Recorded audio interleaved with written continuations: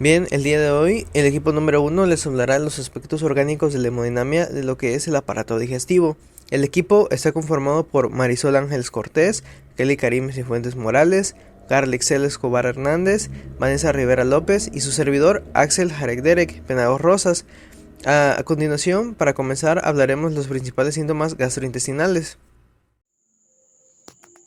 Bueno, a continuación comenzaremos a hablar de los síntomas más generales que podemos encontrar en algunas enfermedades gastrointestinales. Bueno, el vómito. El vómito o la emesis va a ser el proceso súbito y forzado de expulsión por vía oral de los contenidos estomacales. Este con frecuencia está precedido por náuseas y arqueos. A los arqueos los podemos entender como estos movimientos rítmicos espasmódicos que se dan en el diafragma, en la pared torácica y en los músculos abdominales. Vamos a tener entonces que como mecanismo protector fisiológico básico, el vómito va a limitar la posibilidad de daño generado por agentes nocivos ingeridos mediante el vaciamiento del contenido del estómago y de porciones del intestino delgado. El acto de vomitar consiste en la realización de una inspiración profunda, del cierre de las vías respiratorias, de la generación de una contracción fuerte y forzada del diafragma y de los músculos abdominales, y también de una relajación del esfínter gastroesofágico. La respiración puede cesar durante este acto, muy importante recordarlo. Asimismo, el vómito puede ir acompañado por mareo, sensación de inestabilidad, disminución de la presión arterial y bradicardia. Ahora bien, fisiológicamente vamos a hablar que el vómito implica dos centros medulares distintos. Primeramente, el centro del vómito y siguiendo con la zona quimiorreceptora desencadenante. Se cree que el acto de vomitar es un reflejo que se integra en el centro del vómito. Este se encuentra ubicado en la porción dorsal de la formación reticular del bulbo raquídeo, cerca de los núcleos sensoriales del nervio vago.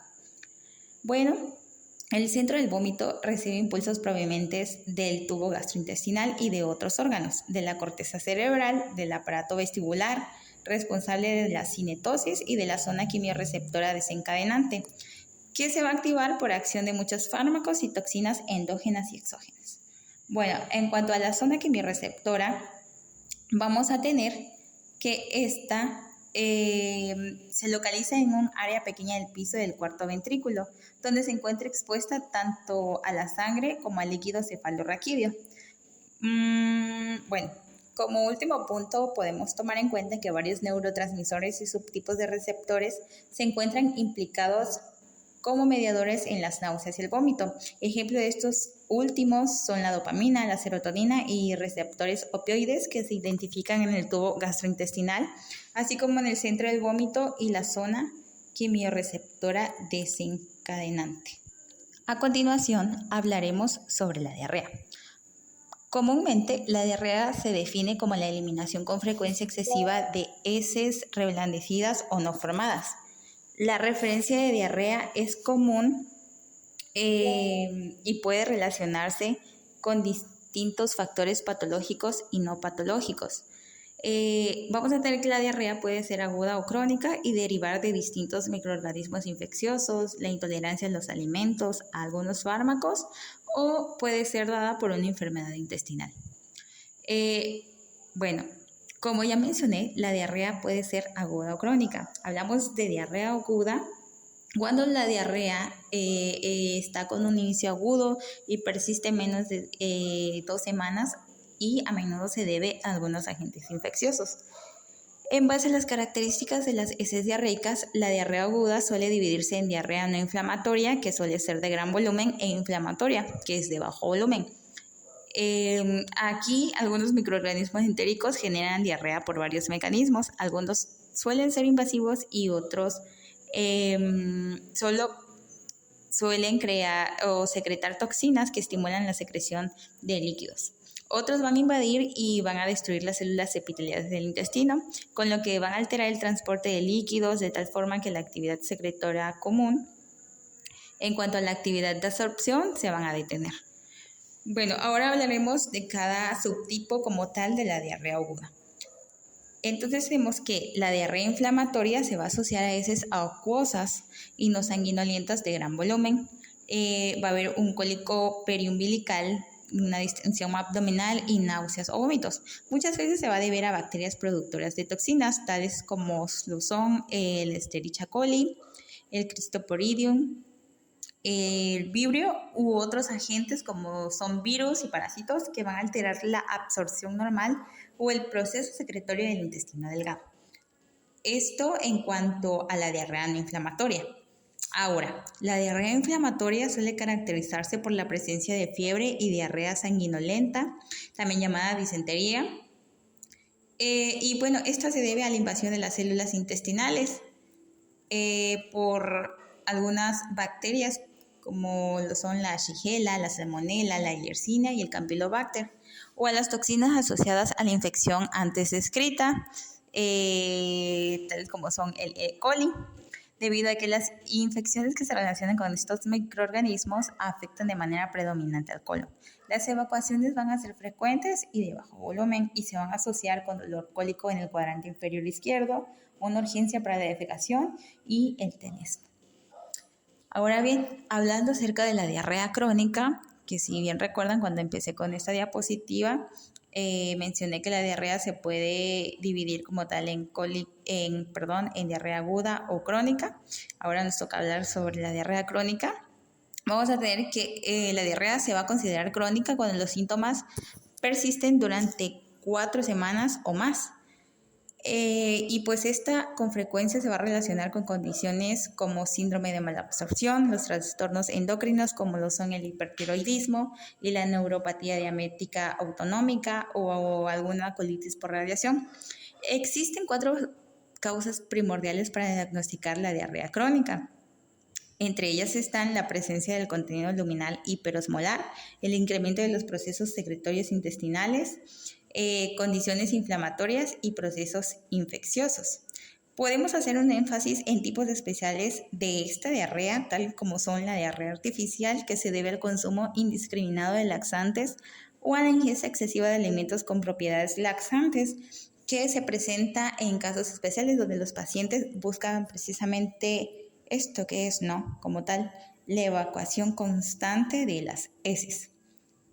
Bueno, regresando a los tipos de diarrea crónica, hablemos que en la diarrea osmótica el agua es atraída hacia el interior del intestino por la naturaleza hiperosmolar de su contenido, en una cantidad que el colon es incapaz de reabsorber el exceso de líquido. Tiene lugar cuando no se absorben partículas con actividad osmótica. En personas con insuficiencia de lactasa, la lactosa de la leche no puede degradarse y absorberse.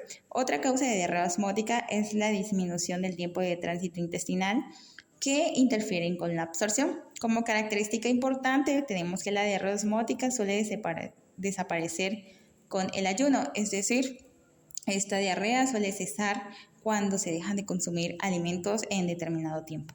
En cuanto a la diarrea secretora, tenemos que esta se presenta cuando se intensifican los procesos secretores del intestino. Este tipo de diarrea también tiene lugar cuando un exceso de ácidos biliares permanece en el contenido intestinal al tiempo que éste ingresa al colon. Esta situación se observa con frecuencia en los procesos patológicos del ileum, puesto que las sales biliares se absorben en este sitio. También puede presentarse con el crecimiento bacteriano excesivo en el intestino delgado, que interfiere en la absorción de la bilis.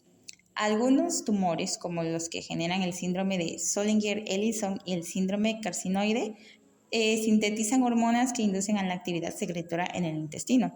A su vez, vamos a tener que la diarrea inflamatoria a menudo se va a relacionar con una inflamación crónica o aguda o alguna enfermedad intrínseca del colon, como la colitis ulcerosa o la enfermedad de Crohn.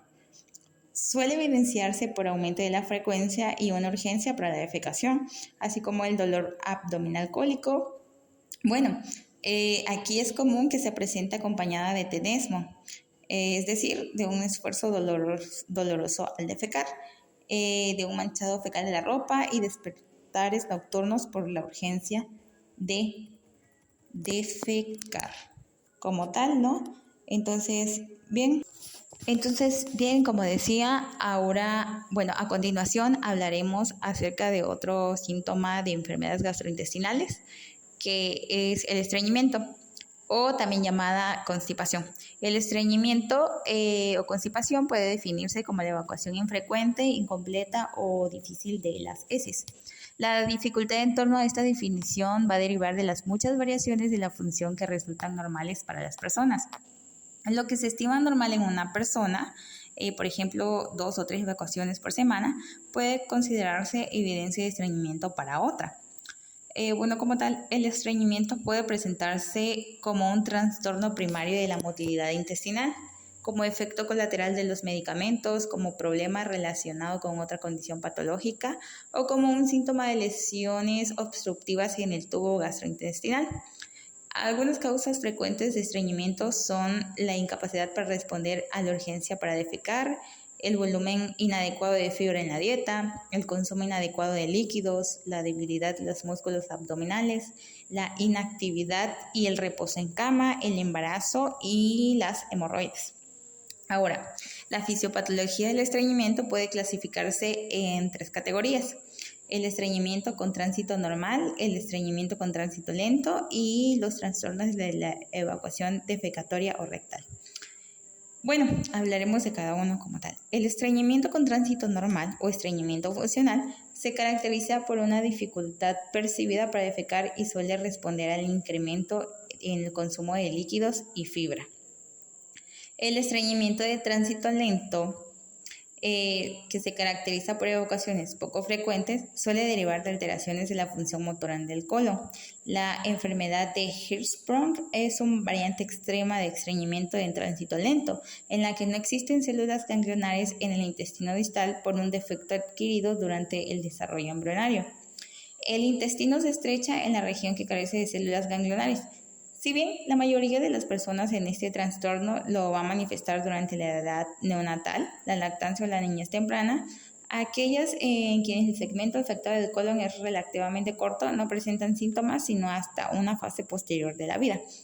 La mayoría de las veces, los trastornos por la defecación se deben a insuficiencias en la coordinación muscular que afectan al piso pélvico o al esfínter anal como tal.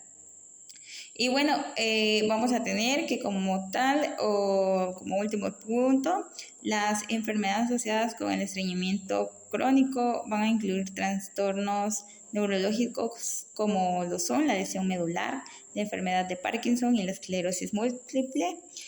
Va a incluir también lo que son trastornos endocrinos como el hipotiroidismo y lesiones obstructivas en el tubo gastrointestinal. Algunos medicamentos como los narcóticos, los fármacos anticolinérgicos, los bloqueadores de los canales de calcio, los diuréticos, el calcio y los complementos de hierro.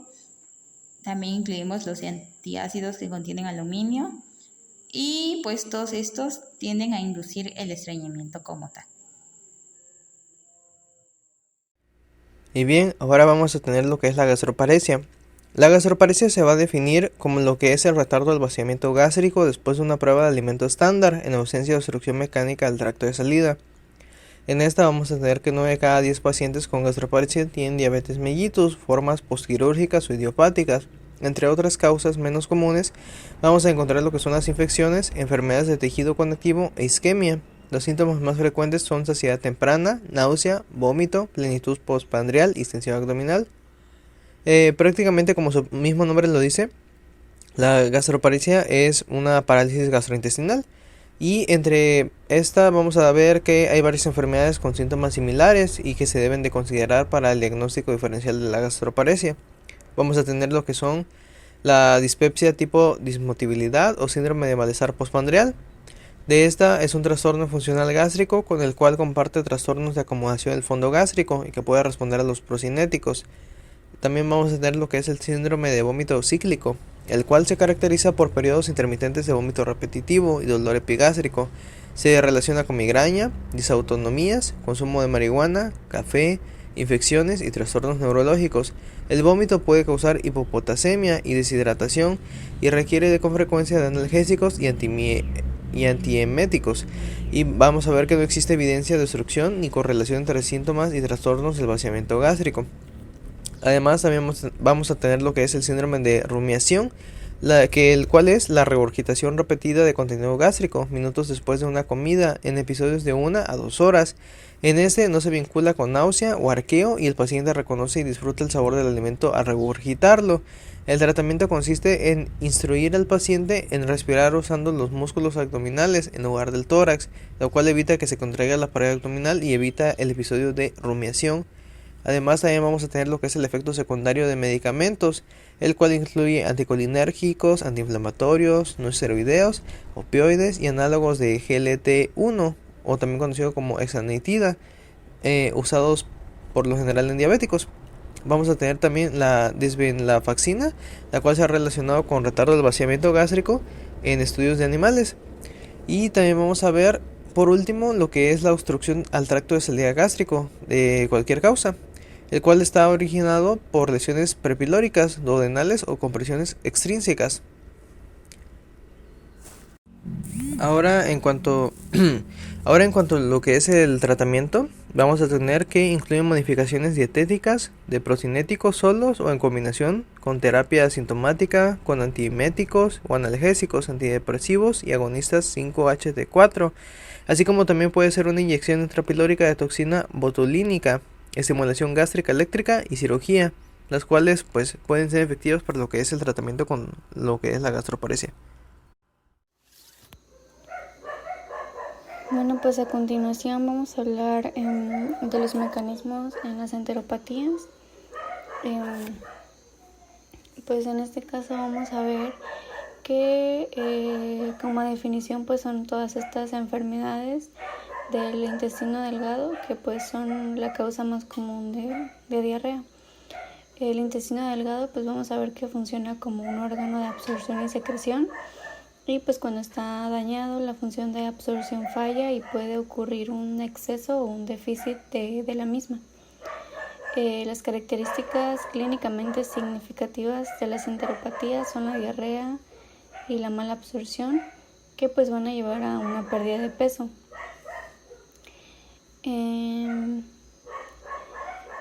A continuación pues vamos a ver la primera patología, que es el síndrome de mala absorción. Como definición pues tenemos que este es una absorción deficiente. Va a hacer referencia a varios trastornos en los cuales los nutrientes de los alimentos no se van a absorber de forma adecuada en el intestino delgado. Normalmente pues los alimentos se van a digerir y se van a absorber estos nutrientes al torrente sanguíneo, como lo son las proteínas, los carbohidratos, las grasas, vitaminas y minerales. Pues principalmente esta absorción va a ocurrir en el intestino delgado. Cabe destacar que pues la mala absorción puede ocurrir sin ningún trastorno. Esta pues va a interferir en la digestión de los alimentos y en la absorción de los nutrientes. En el caso, hay dos principales agrupaciones de causas. Las primeras pues son los problemas digestivos. En esta la digestión de los alimentos se va a ver afectada en esta fase, principalmente por trastornos que impiden una mezcla adecuada de los alimentos con las enzimas digestivas y el ácido gástrico, por una producción insuficiente de enzimas digestivas, por una disminución de la producción de bilis, por una producción en exceso o demasiado ácido gástrico, por muy poco ácido estomacal, a esto también se le conoce como gastritis atrófica, o también por el crecimiento del tipo equivocado de bacterias en el intestino delgado. En el caso de los problemas de absorción, pues vamos a ver que esto va a ser en la etapa donde se absorben los nutrientes hacia el torrente sanguíneo. En esta pues se puede verse afectada por trastornos que lesionan la mucosa del intestino delgado, algunas intervenciones quirúrgicas, como lo son pues la extirpación quirúrgica de una sección importante del intestino delgado, trastornos que afectan la circulación del líquido linfático específicamente en el intestino. A continuación pues vamos a ver un poco de su fisiopatología. La fisiopatología va a depender de la fase de absorción donde se encuentra el problema. Se categorizan las patologías en este orden. Principalmente tenemos a la deficiencia de enzimas digestivas, causada principalmente por enfermedades como pancreatitis crónica, cáncer pancreático, fibrosis quística y resección pancreática. La inactivación de enzimas digestivas, esta puede observarse en presencia de algún tumor como un gastrinoma por principalmente su impacto en la disminución del pH. Otra es la desconjugación de sales biliares. Esta va a ser provocada principalmente pues, por el sobrecrecimiento bacteriano en el intestino delgado. En el caso del incremento en la pérdida de sales biliares, este va a causar mucho daño en la circulación enterohepática. También tenemos a la disminución del ácido gástrico, al consumo bacteriano de nutrientes, el defecto adquirido de disacaridasas, que principalmente pues va a ser la deficiencia de lactasa primaria, es el defecto más común, presentándose a partir de la adolescencia. Y por último, los defectos globales en transporte, que se dan pues a causa del consumo de algunos fármacos. Bueno, a continuación vamos a ver un poco de su clasificación y de algunos síntomas. En el caso de la clasificación vamos a ver que se clasifican por malabsorción global, malabsorción selectiva o específica y pues una malabsorción adquirida. En el caso de las manifestaciones clínicas pues vamos a tener como principal síntoma lo que es la diarrea, esteatorrea, la distensión abdominal, las alteraciones en el hábito defecatorio sobre todo, puede haber anemia, puede haber osteoporosis y en algunos casos también se presentan alteraciones en lo que es el ciclo menstrual. Bueno, para continuar vamos a ver lo que son las enfermedades inflamatorias intestinales. Esta como definición pues vamos a ver que es un término que va a describir diversos trastornos que van a implicar inflamación de los tejidos del tracto digestivo por un tiempo prolongado o de manera crónica. Entre los distintos tipos de enfermedad intestinal inflamatoria vamos a encontrar dos principales, que son la colitis ulcerosa. Esta afección causa inflamación y llagas o úlceras en el recubrimiento del intestino grueso, o sea, en el colon y en el recto. Esta va a ser una enfermedad muy inflamatoria, caracterizada la mayoría de las veces por una diarrea sanguinolenta. La colitis ulcerosa menciona, pues de acuerdo a su fisiopatología, que esta va a comenzar en lo que es, o suele comenzar en lo que es el recto, ya sea que puede permanecer localizada allí, llamándose una rectitis ulcerosa, o extenderse en sentido proximal, a veces con compromiso de todo el colon, pero esto es de manera más inusual. La inflamación causada por la colitis ulcerosa va a comprometer a lo que es la mucosa y la submucosa, pero hay un límite definido entre lo que es el tejido normal y el afectado. En lo que es una enfermedad de colitis ulcerosa ya grave, es donde ya vamos a ver que va a comprometer a lo que es la muscular de la mucosa. En estadios tempranos de la enfermedad se van a observar pues una mucosa eritematosa, finamente granulosa y friable, con pérdida del patrón vascular normal y a menudo también con zonas hemorrágicas dispersas. La enfermedad grave se va a caracterizar por grandes úlceras en las mucosas con exudado purulento muy abundante. En el caso de la segunda patología, que es la enfermedad de Crohn, pues aquí vamos a ver que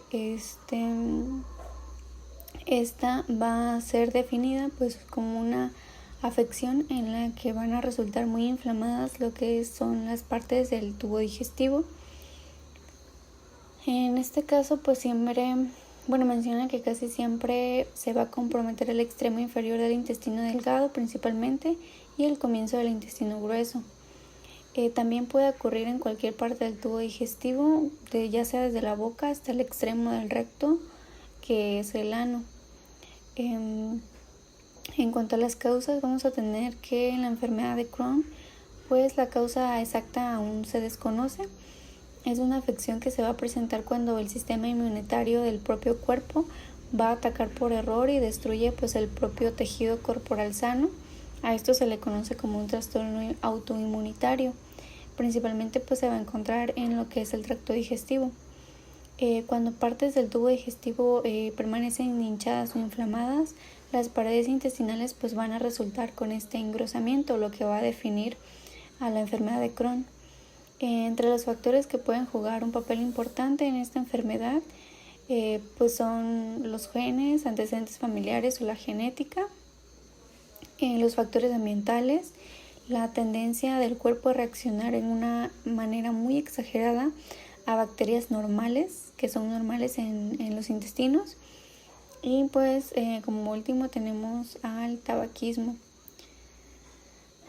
Bueno, para concluir vamos a ver las manifestaciones clínicas de manera general de estas dos patologías. Los síntomas de esta enfermedad intestinal inflamatoria van a variar según la intensidad de la inflamación y pues el lugar o la causa de donde se desarrolla. Principalmente pues estas manifestaciones clínicas van a ser muy parecidas entre sí con el trastorno pasado que acabamos de ver de mala absorción. Va a haber lo que es pues principalmente diarrea, va a haber fatiga, dolor y cólicos abdominales principalmente. También vamos a tener esta presencia de sangre en las heces, vamos a tener lo que es la disminución del apetito y esta pérdida de peso involuntaria.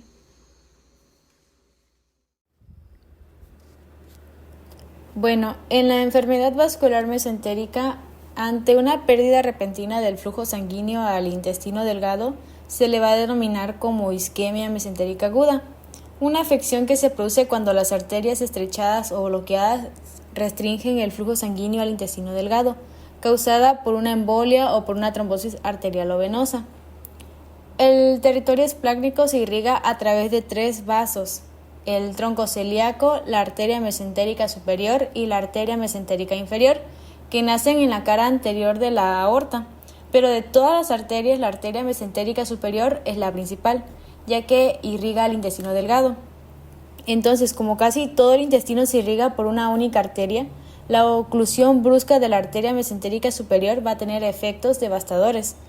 La respuesta inicial va a ser una contracción y vasoespasmos, muy importante, y debido a la elevada actividad metabólica de la mucosa intestinal, que consume el 80% de la sangre arterial, las células de las vellosidades se van a necrosar primero.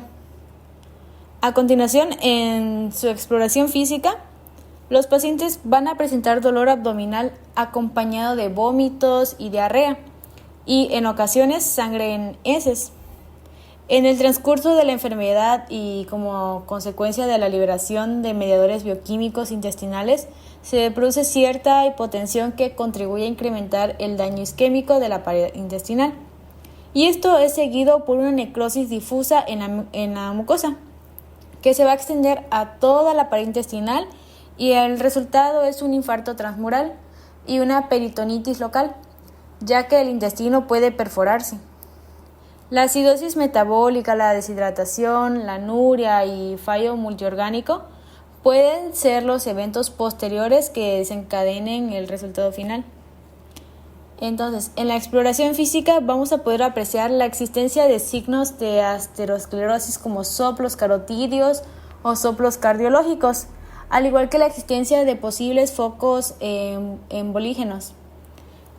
Y pues en la mayoría de los pacientes la tríada diagnóstica no va a ser completa y en muchas ocasiones hay que realizar una laparostomía exploradora. Y bueno, como siguiente tema, la obstrucción intestinal es un síndrome causado por la detención más o menos completa o persistente de heces y gases en cualquier tramo intestinal.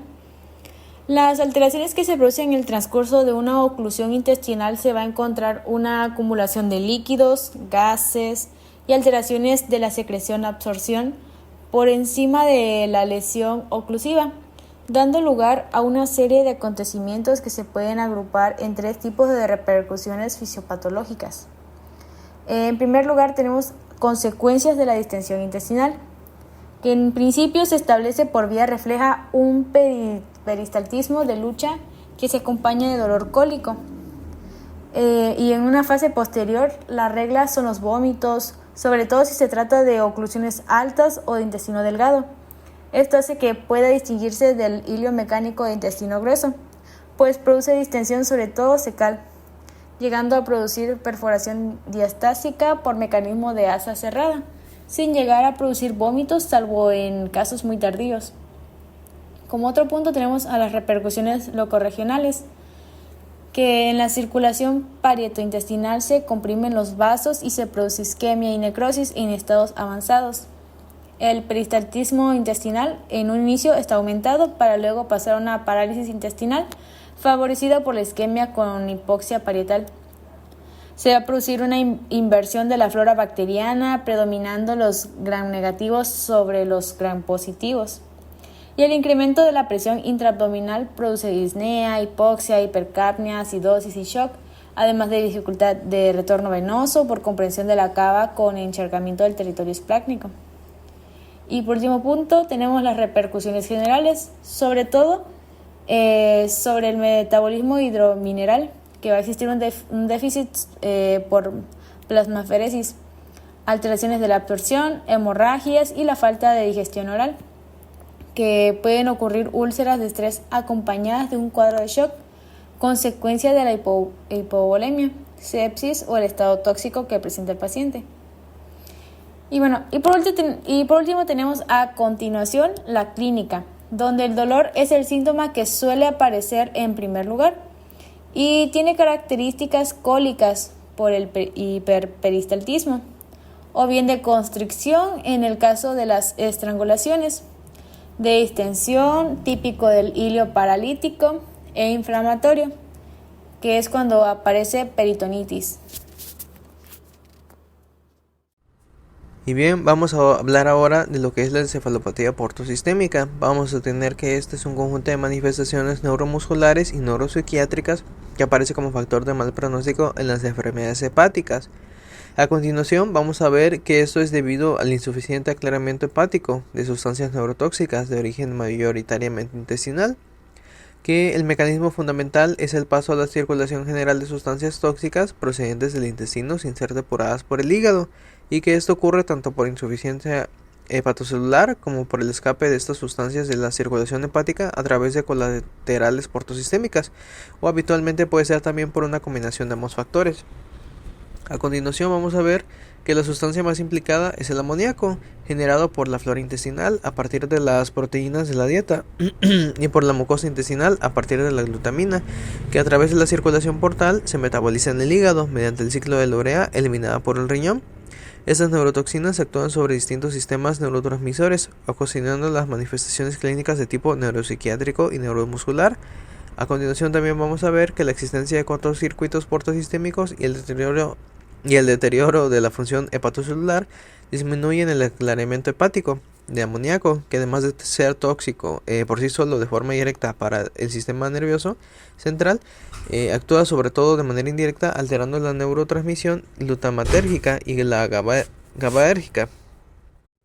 A continuación también vamos a tener lo que son las neurotoxinas implicadas. Entre ellas vamos a encontrar lo que son las benzodiazepinas naturales de la estructura química no aclarada. También elevados niveles de aminoácidos aromáticos y los reducidos de los ramificados que alteran la transmisión sináptica, y los elevados niveles de manganeso que se relaciona con los trastornos extrapiramidales de la encefalopatía portosistémica. Y esto se debe principalmente al aumento de neurotransmisores falsos y a la disminución de neurotransmisores verdaderos. Principalmente en esto se ven implicadas estas neurotoxinas. También vamos a ver en cuanto a algunas alteraciones, la de los astrocitos, los cuales se van a encontrar aumentados de tamaño, los núcleos edematosos, núcleos prominentes, y en cuanto a la neurotransmisión en los sistemas, vamos a encontrar alteraciones en los sistemas glutamatérgico, GABAérgico y dopaminérgico. Además, también vamos a encontrar ahora en cuanto a manifestaciones y formas clínicas que se van a agrupar en dos tipos: las neuropsiquiátricas del síndrome confusional y las neuromusculares, que va a ser acerixis o flapping tremor y piramidalismo. Ahora, en cuanto a esas, vamos a tener que las alteraciones neuropsiquiátricas son las de un síndrome confusional, Estas incluyen desde trastornos mínimos y difícilmente detectables hasta el coma profundo que puede desarrollarse de forma insidiosa o muy rápida. Los trastornos leves alteran el ritmo sueño-vigilia, alteración, la conducta y el carácter. Además, progresivamente puede aparecer desorientación temporoespacial, agitación psicomotriz, agresividad. También vamos a encontrar que en grados más avanzados el paciente está estuporoso y responde tan solo a órdenes sencillas. El grado máximo es el coma con ausencia de respuesta a todo tipo de estímulos. O también puede ser que dentro de las manifestaciones neuromusculares el signo más característico sea de la patogenia que mencioné anteriormente, la asterixis o flapping tremor, el cual es detectable en otras encefalopatías metabólicas como la hipercapnia y en la uremia. Ahora vamos a ver a continuación lo que es el olor hepático. Por lo general, cuando existe insuficiencia hepática hay un ligero hay olor hepático, que este se caracteriza por ser un dolor dulzón peculiar al aliento de algunos pacientes. Sin embargo, el olor hepático no está relacionado directamente, no se correlaciona, no es proporcional al daño o severidad de la insuficiencia hepática. Pero si existe olor hepático, fetor hepático, es más probable que la persona sí padezca de algún tipo de insuficiencia hepática. Vamos a encontrar también que el tratamiento estándar de la encefalopatía portosistémica se base en 3 cosas, que es la identificación y corrección del factor precipitante, es decir, la causa y cómo lo corregimos, la dieta hipoproteica, la utilización de disacáridos no absorbibles y la utilidad de nuevas opciones terapéuticas. Además de tomar en cuenta esas 3, vamos a ver que vamos a esclarecerla con el paso de los años, de acuerdo a cómo responde el paciente de haber realizado los 3 pasos anteriores a esto. Bien, ahora vamos a hablar de lo que es el sangrado por varices esofágicas, del cual vamos a ver que esta es una complicación inherente a la presencia de cirrosis hepática. Vamos a ver además de esto que en los mecanismos de la formación de colaterales, entre los que se incluyen las colaterales portosistémicas y las varices esofágicas, vamos a ver que obedecen principalmente a 3 factores, el primero de ellos es un factor hemodinámico, el cual es el aumento de la presión y el flujo sanguíneo en el sistema venoso portal. El segundo es un factor anatómico, representado por la existencia de canales embriogénicos que comunican la circulación portal y sistémica. Y el último es un proceso de angiogénesis activa. Vamos a encontrar en cuanto a los factores hemodinámicos que el gradiente de la presión en el sistema venoso portal depende de la relación entre el flujo a través del vaso y la resistencia que éste ofrece al flujo. Tomando esto en cuenta, vamos a ver entonces que el gradiente de presión es igual al flujo sanguíneo por la resistencia. Y una vez desarrolladas las colaterales, el flujo venoso portal aumenta por vasodilatación. Vasodilatación esplácnica, lo que condiciona el mantenimiento de la hipertensión portal. De esta manera, cuando la formación de colaterales es extensa, los factores que modulan la resistencia colateral se convierten también en determinantes de la presión portal elevada. A continuación vamos a definir lo que es la enfermedad acidopéptica. Esta corresponde a todo el conjunto de padecimientos del tracto gastrointestinal, que está acompañada de una lesión del ácido clorhídrico sobre lo que es la mucosa del tracto digestivo y que principalmente se caracteriza por la presencia de úlceras, lesiones abiertas en la mucosa del estómago o el duodeno. La enfermedad acidopéptica corresponde a lo que es un desbalance en la producción excesiva de ácido y una disminución de la barrera defensiva de la mucosa. En otras palabras, el denominador de dichos padecimientos pues va a ser la lesión del ácido clorhídrico sobre la mucosa del tracto digestivo. Esta lesión puede estar dada en porciones como lo es el esófago, el estómago y el duodeno. Además de esto, vamos a ver que las úlceras van a ser dolorosas y pueden causar complicaciones si no se tratan adecuadamente.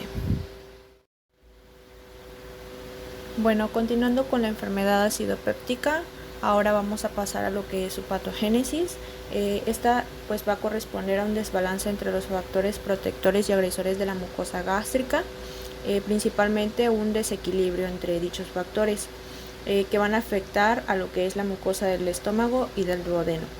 Dentro de los factores agresivos vamos a incluir a lo que es el ácido gástrico, la pepsina, que es una enzima digestiva, y también pues la infección por Helicobacter pylori, que corresponde a una bacteria gram negativa. Mientras que dentro de los factores protectores vamos a incluir lo que es el moco gástrico, el bicarbonato y la microcirculación sanguínea local. Cuando ambos factores se desequilibran, la mucosa puede dañarse, lo cual pues va a llevar a lo que es al desarrollo de úlceras. El ácido estomacal, que corresponde al ácido clorhídrico, principalmente tiene un pH entre 1 y 2, por lo que es bastante ácido. La pepsina, que es una enzima necesaria para desintegrar lo que son las proteínas, y dentro de dichos factores protectores que ya mencionamos anteriormente, pues van a contrarrestar estos efectos, evitando una lesión en la mucosa. El bicarbonato principalmente va a neutralizar lo que es el ácido clorhídrico. Además de esto, vamos a ver que tiene que haber una cantidad necesaria de factores agresivos para permitir lo que es la digestión de los alimentos, y asimismo una cantidad de factores protectores que se encarguen de contrarrestar dichos efectos, ¿no? Entonces, cuando ambos factores tienen lo que es un desequilibrio, vamos a ver que se corre el riesgo de poder ocasionar pues alguna enfermedad acidopéptica, como en este caso lo que corresponde a la úlcera péptica, por ejemplo.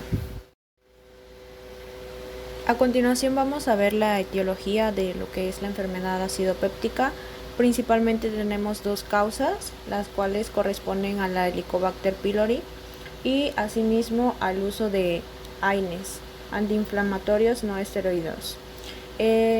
Vamos a ver que estos factores etiológicos van a alterar lo que es la capacidad normal de reparación y defensa de la mucosa gástrica, haciéndola más susceptible a lo que es el ácido. El primer factor o el principal corresponde a la infección por Helicobacter pylori.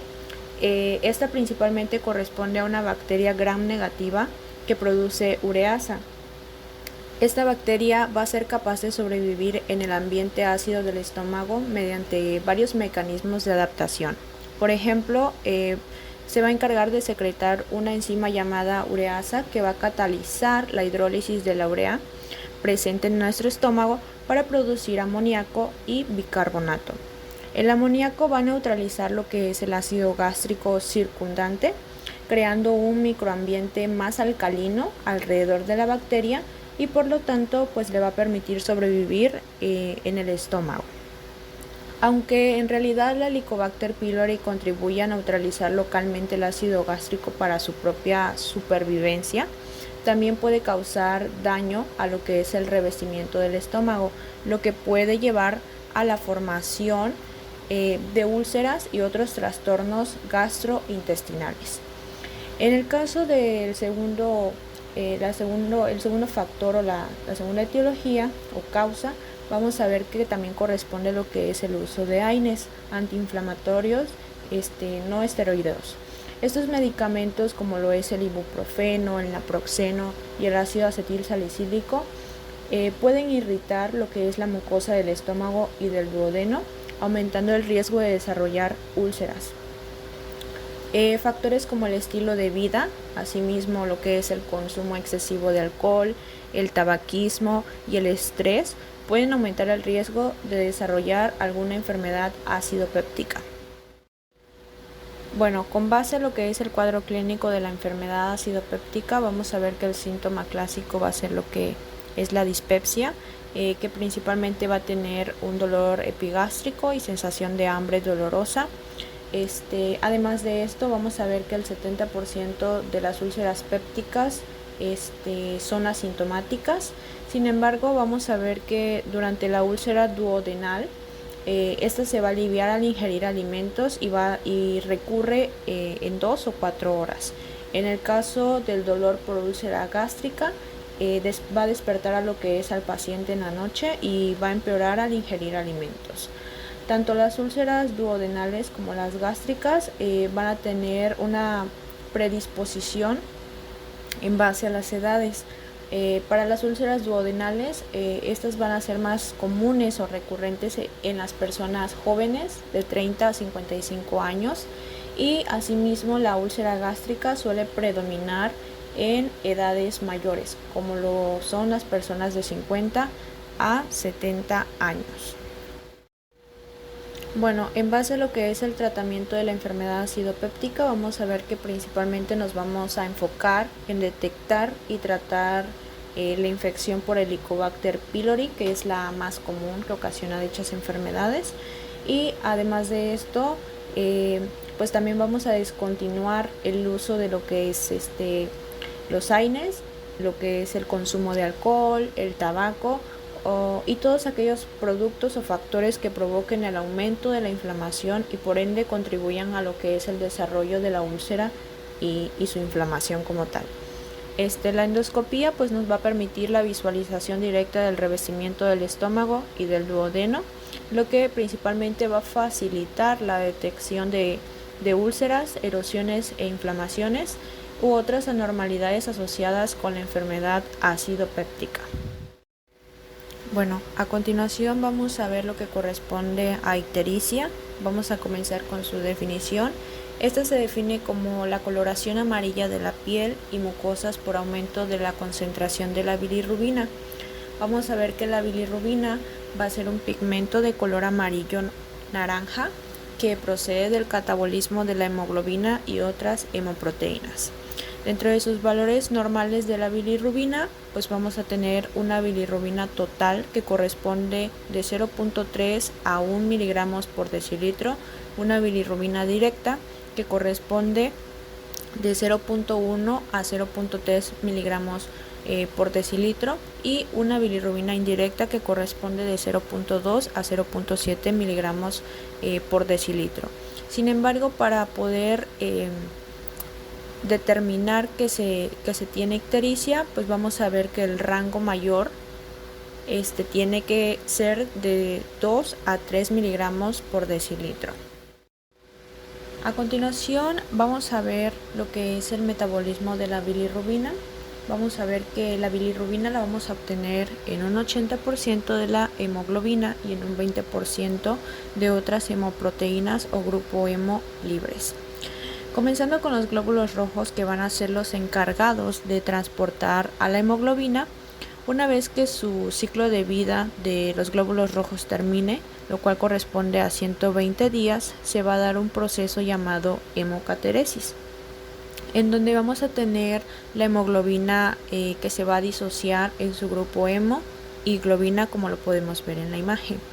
El grupo hemo, por medio de la enzima hemoxigenasa, nos dará la biliverdina, que posteriormente se va a reducir hasta tener una biliverdina reductasa. Como producto de esto vamos a tener a la bilirrubina no conjugada. Principalmente se va a caracterizar por ir unida a una albúmina y por ser liposoluble. La bilirrubina no conjugada y la albúmina van a ingresar al hígado, como lo podemos ver en la imagen, y aquí la bilirrubina no conjugada se va a disociar de la albúmina y por medio de la enzima UDP-glucuroniltransferasa nos dará la bilirrubina conjugada.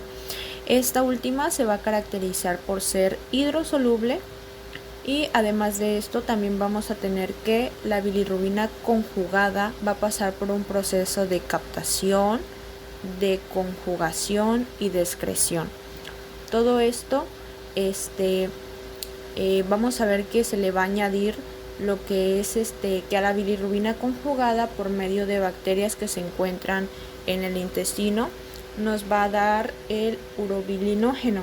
Este urobilinógeno nos dará la estercobilina, que le da el color característico a las heces, y la urobilina, que le da el color característico lo que corresponde a la orina. A continuación vamos a ver las características de la bilirrubina no conjugada y la bilirrubina conjugada.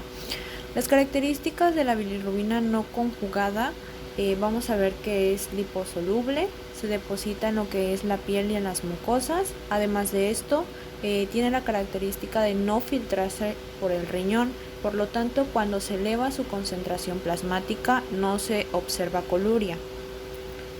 Siguiendo con las diapositivas, vamos a ver que la bilirrubina conjugada va a ser hidrosoluble, se va a depositar preferentemente en la piel y la conjuntiva, el velo del paladar y los vasos sanguíneos.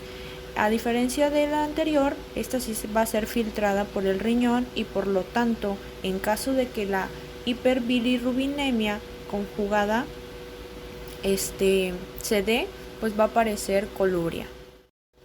A continuación vamos a ver la clasificación como tal de lo que corresponde a la ictericia.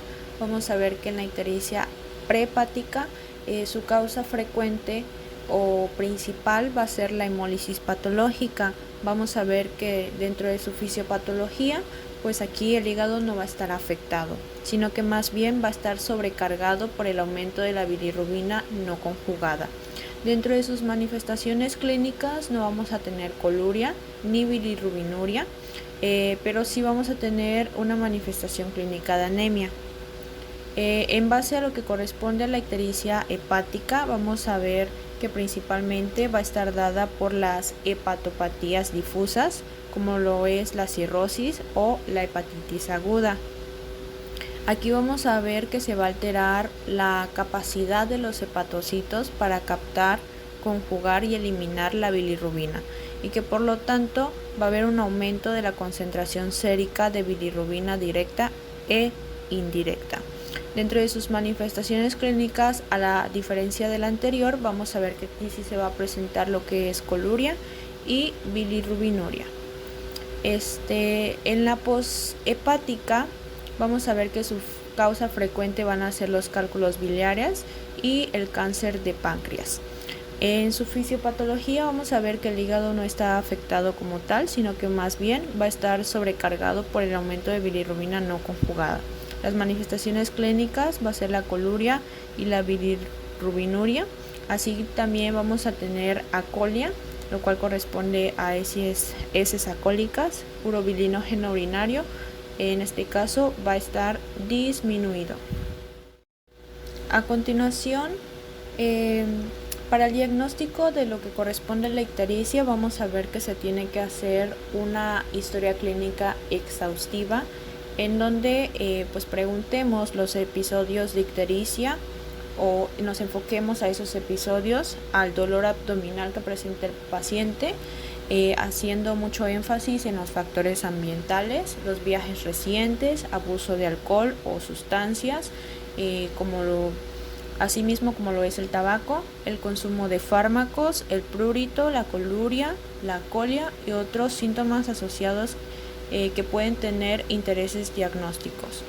Y asimismo una exploración física meticulosa. Bien, sin nada más que agregar, el equipo 1 agradece la atención prestada.